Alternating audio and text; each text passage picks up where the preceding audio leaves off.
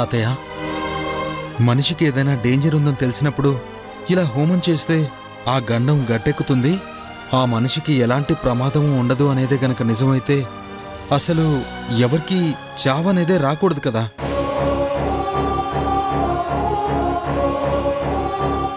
అసలు మరణం రాకుండా అందరూ ఇలా అడ్వాన్స్గా హోమం చేయించుకుంటే సరిపోతుంది కదా.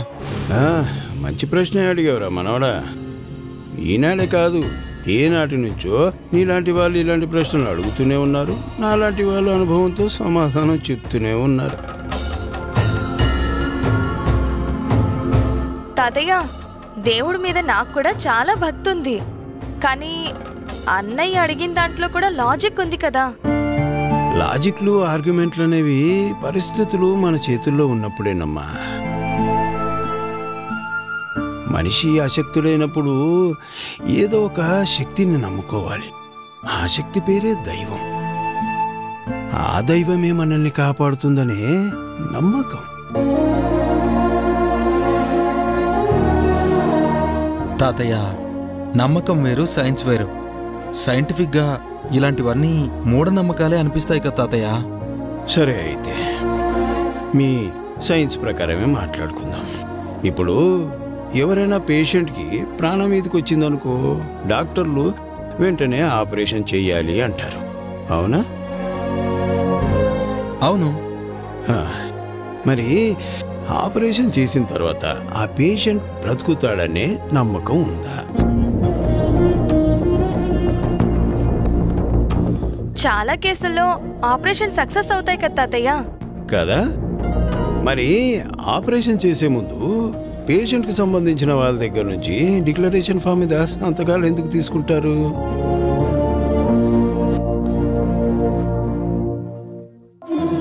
ఎందుకంటే పేషెంట్కి ఏదైనా జరిగిందనుకో, ఆ బాధ్యత హాస్పిటల్ వాళ్ళది కాదు, తీసుకొచ్చి ఆపరేషన్ చేయడానికి ఒప్పుకున్నా మనదే అని. అంటే అది ముందు జాగ్రత్త కోసం. మరి సైన్స్ ప్రకారం ఆపరేషన్ ఖచ్చితంగా సక్సెస్ అవుతుందని నమ్మకం ఉన్నప్పుడు ఈ ముందు జాగ్రత్త చర్యలు ఎందుకురా?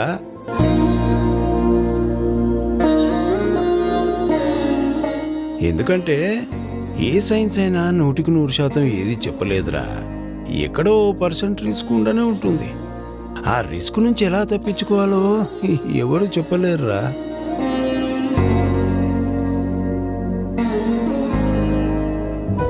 ఎందుకంటే ఆ బాధ మనసుని తొలిచేస్తుంది. కాబట్టి ఈ సృష్టికి మూలాధారమైన ఆ భగవంతుడున్నాడు, ఆయనని ప్రార్థిస్తే ఎలాగైనా మనల్ని కాపాడుతాడనే నమ్మకం తరతరాలుగా కొనసాగుతోందిరా. ఈ వ్రతాలు, హోమాలు, పూజల వల్ల ఎంతో మందికి ఎన్నోసార్లు మేలే జరిగిందిరా. ఆ మేలే మనకు జరుగుతుంది. అలా జరగాలనేదే నమ్మకానికి మూలాధారం.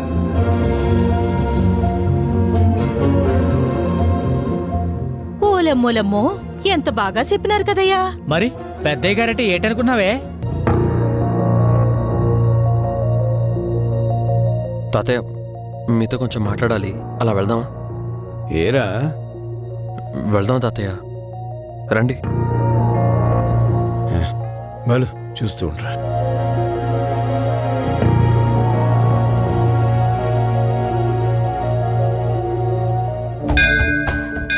చెప్పరా, ఏంటి విషయం? తాతయ్య, సీత వదినకి ఇన్నాళ్లుగా లేంది ఇప్పుడే ప్రాణగండం సమస్య రావడం ఏంటి? ఏంటి అంటే ఏమని చెప్తాంరా. జ్యోతిష్యుల వారు సీత జాతకం చూసి ప్రాణగండం ఉందని చెప్పారు. దాని పరిహారంగానే ఈ హోమాన్ని జరిపించమన్నారు. తాతయ్య, ప్రాణగండం ఉంది అంటే ఎవరో ఒకరు కావాలనే హాని తలపెట్టాలి కదా. సీత వదినకి హాని తలపెట్టాల్సిన అవసరం ఎవరికుంటుంది తాతయ్య? నేను అదే ఆలోచిస్తున్నాను రా, కానీ సమాధానం దొరకడం లేదు. నాకు దొరికింది తాతయ్య. ఏమంటున్నావురా? అవును తాతయ్య, నాకు శశి వదిన మీదే అనుమానంగా ఉంది. నార్మల్, సీతను ఎంతో ప్రేమగా అక్క అక్క అని పిలిచేసేసి తనకు హాని తలపెట్టాలని ఎందుకు చూస్తుందిరా? అసలు ఆ మాట అనడానికి నీ నోరెలా వచ్చిందిరా? తాతయ్య, మీరు నన్ను తిట్టండి, కావాలంటే కొట్టండి, కానీ నాకు మాత్రం ఖచ్చితంగా శశి వదిన మీదే అనుమానంగా ఉంది తాతయ్య.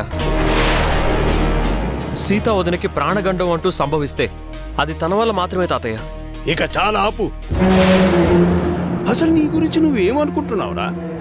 ఎదుటి వాళ్ళని తప్పు పట్టే ముందు నువ్వేంటో నువ్వు తెలుసుకో. ఈ దూకుడు వల్లే, ఈ అర్థం పడతం లేని ఆవేశం వల్లే ఆ రోజు కాలేజీలో ఎవరినో కొట్టి జైలుకి వెళ్ళి వచ్చావు. అయినా నీకు బుద్ధి రాలేదు. అయ్యో, నేనేం ఆవేశంతోనో లేదా ఆవిడ మీద కోపంతోనో చెప్పట్లేదు తాతయ్య. జరిగిన సంఘటనలు బట్టే చెప్తున్నాను.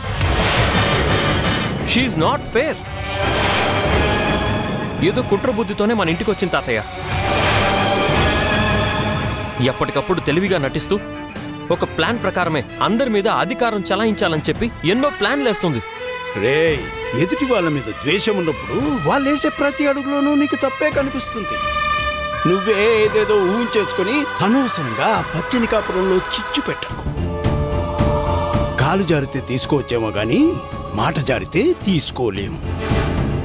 తాతయ్య, ఇంకా నేనేం చిన్నపిల్లోని కాదు. ఎవరెలాంటి వాళ్ళో నాకు బాగా తెలుసు. మీరు ఒప్పుకున్నా ఒప్పుకోకపోయినా ఆ శశిరేఖ మన ఇంటికి పట్టిన దయ్యం లాంటిది. ఆదిత్య,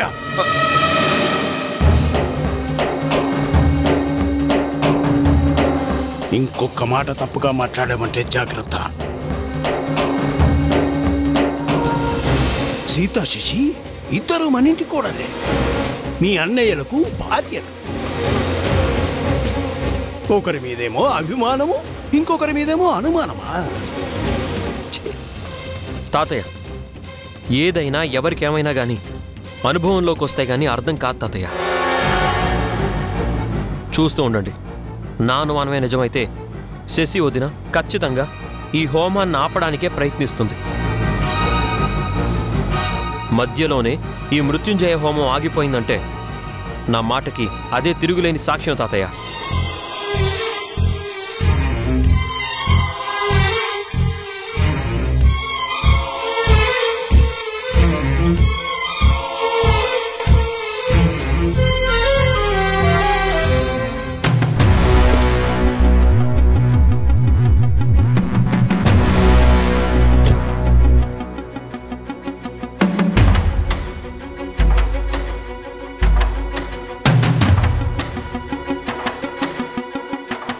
శశి చెప్పిన ప్రకారం ఆ శ్రీరామ్ వాడి భార్యను తీసుకొని ఆఫీస్ కారులో ఇదే రూట్లో రావాలిగా. ఇంకా కనిపించడం లేదేంటి?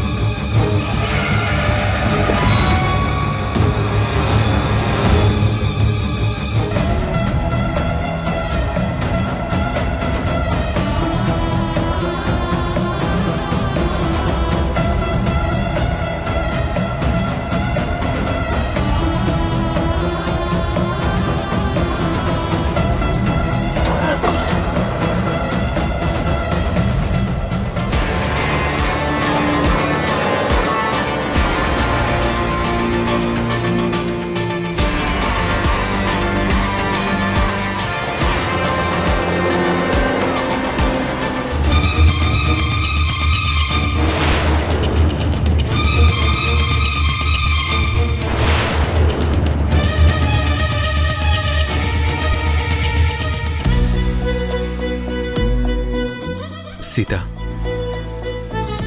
ఇవాళ నువ్వు ఎంత అందంగా కనిపిస్తున్నావో తెలుసా? అబ్బా, మీకెప్పుడు నన్ను పొగడ్డమే పనా? Of course. ఆఫీస్కి వెళ్ళేదాకా నాకు వేరే పనేం లేదు కదా. చాలా ఊరుకోండి.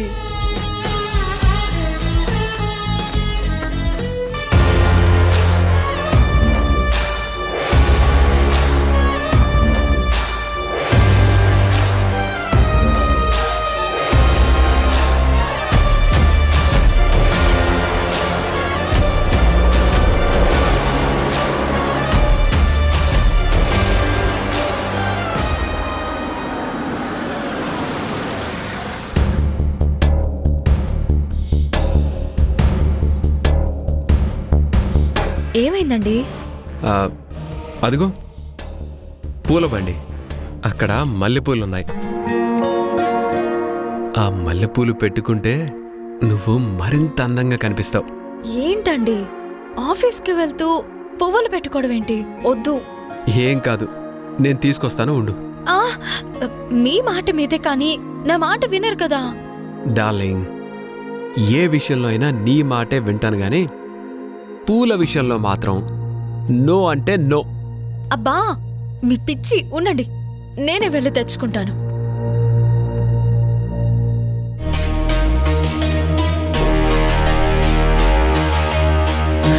ఇదిగో,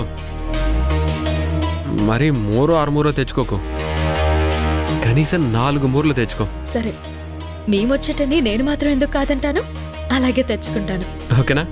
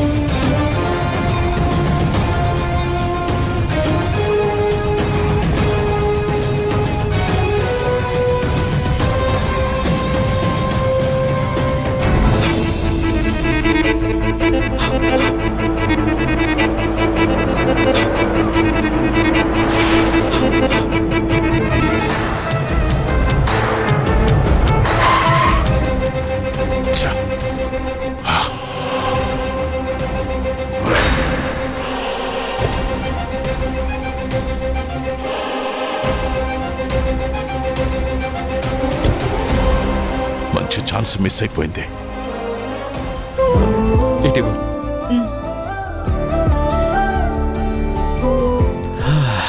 బా, ఏం సువాసన! సీత, మీ ఆడవాళ్ళకి ఈ మల్లెపూలకి సూపర్ కాంబినేషన్ కదా. అబ్బా స్టాప్ పొగిడింగు. పిన్నివు.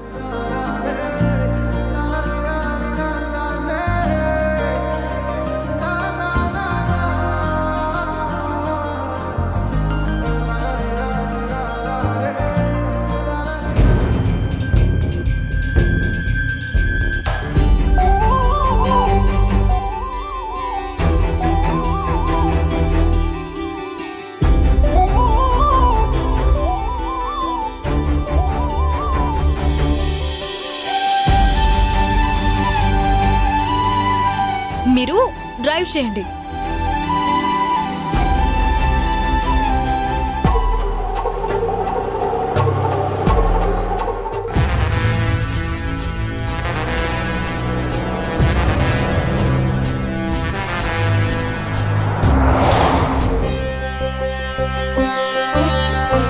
అయ్యా, ముహూర్తానికి సమయం అవుతోంది. రావాల్సిన వాళ్ళందరూ వస్తే హోమం ప్రారంభిద్దాం. అదిగోండి వచ్చేస్తున్నారు.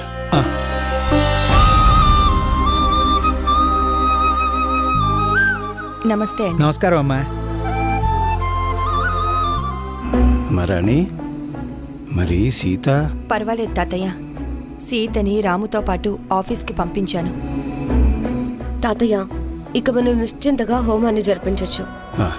పంతులు గారు, మీరు ప్రారంభించండి. అలాగేనయ్యా.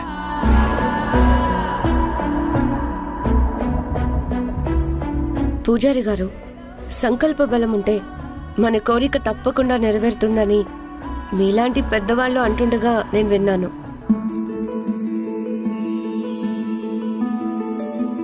మరి ఈ మృత్యుంజయ హోమాన్ని మా అక్క సీత కోసమే జరిపిస్తున్నాం.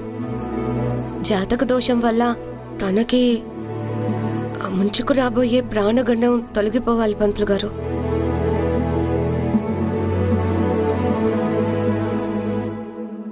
తను నిండు 100 ఏళ్ళు మా బావగారితో పిల్లా పాపలతో వర్ధిల్లాలి. అలా అని గట్టిగా మా అందరి తరపున చెప్పి ఆ పరమేశ్వరుడి కటాక్షం కోసం మీరు హోమాన్ని ప్రారంభించండి. తప్పకుండానమ్మా. మహామృత్యుంజయ హోమం అంటే ఆ పరమేశ్వరుడికి అంకితం చేయబడే అత్యంత శక్తివంతమైన వేదకర్మ.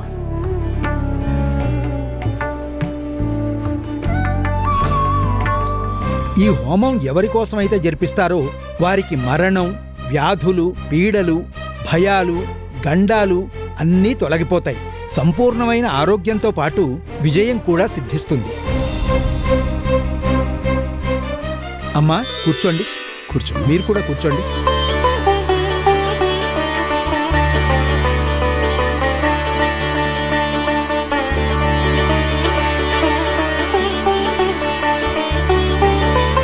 నమః సోమాయ చ రుద్రాయ చ నమః సామ్రాయ చ అరుణాయ చ నమః శంగాయ చ పశుపతయే చ నమః ఉగ్రాయ చ భీమ్.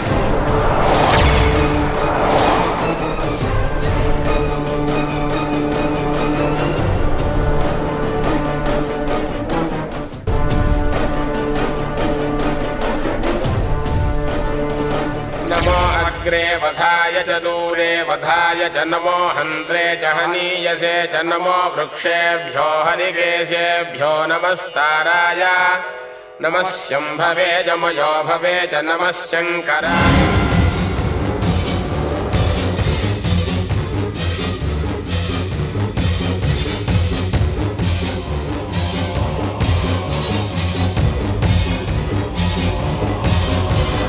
నమస్తీర్థ్యాయ చ కూర్యాయ చ నమః పార్యాయ చ వార్యాయ చ నమః ప్రతరణాయ చోత్తరణాయ. భగవంతుడా, ఈ హోమంతో నా పెద్ద కోడలుకున్న గండవంతా తొలగిపోవాలి.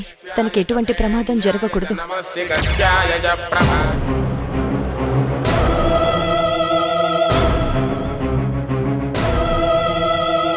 త్రయంబకం యజామహే సుగంధిం పుష్టివర్ధనం ఉర్వారుకమివ బంధనాన్ మృత్యోర్ముక్షీయమామృతాత్. త్రయంబకం యజామహే సుగంధిం పుష్టివర్ధనం ఉర్వారుకమివ బంధనాన్ మృత్యోర్ముక్షీయమామృతాత్.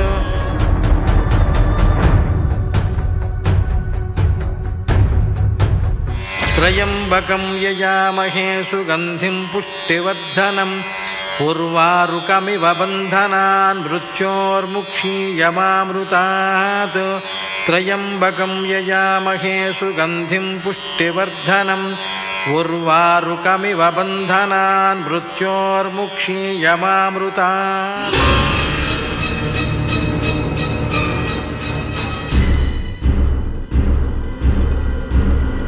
నమ ఊర్వ్యాయ చ సూర్వ్యాయ చ నమః పన్యాయ చ పన్నసిద్ధ్యాయ చ నమోపకురమాణాయ చ విఘ్నతే చ నమః ఆఖిదతే చ ప్రక్షిదతే చ.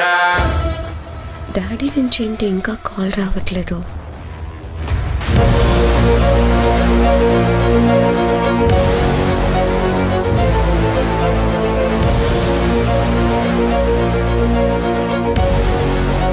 త్రయంబకం యజామహే సుగంధిం పుష్టివర్ధనం ఉర్వారుకమివ బంధనాన్ మృత్యోర్ముక్షీయమామృతాత్.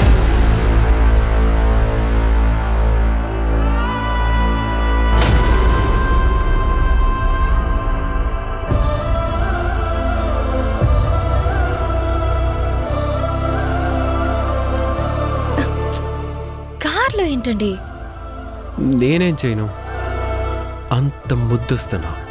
హబ్బీ గారు, look front and drive.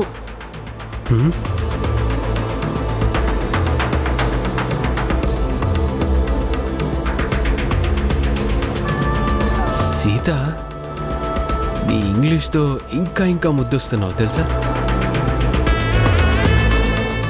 Tryambakam యజామహే సుగంధిం పుష్టివర్ధనం ఉర్వారుకమివ బంధనాన్ మృత్యోర్ముక్షీయమామృతాత్.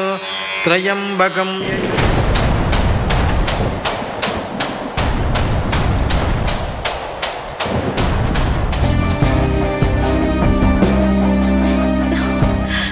ఇదిగో మహానుభావా, ఇవన్నీ నా వల్ల కాదు, కానీ కారు ఆపండి మీరు. ఎందుకు? ఎందుకేంటి? మీ మూడు చూస్తుంటే ఏదలా ఉంది నాకు. నా వల్ల కాదు, మీరు కారు ఆపండి.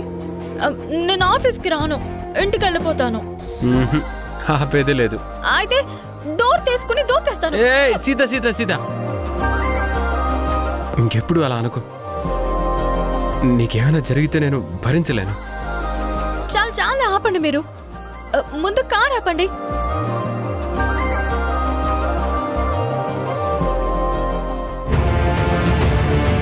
ఓం త్రయంబకం యజామహే సుగంధిం పుష్టివర్ధనం ఉర్వారుకమివ వందనాం రుచిర్దేవాం స్వాహా. ఓం మృత్యుంజయాయ నమః. ఓం త్రయంబకం యజామహే సుగంధిం పుష్టివర్ధనం.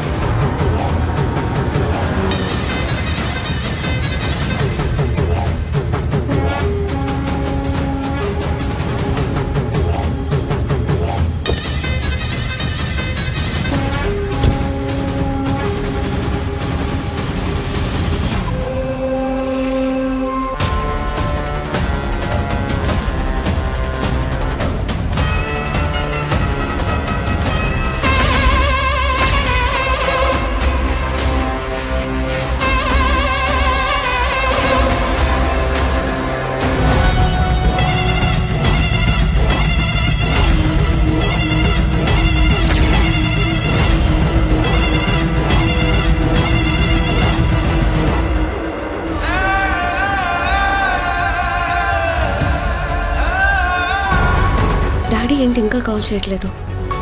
అక్కడంతా నా ప్లాన్ ప్రకారమే జరిగిందా లేదా? నమ శివాయ హర హర శివాయ హర హర శివాయ ఓం నమ శివాయ ఓం నమ శివాయ హర హర శివాయ హర హర శివాయ ఓం నమ శివాయ. చెప్పురమ్మా, ఏంట్రా నువ్వు అనేది?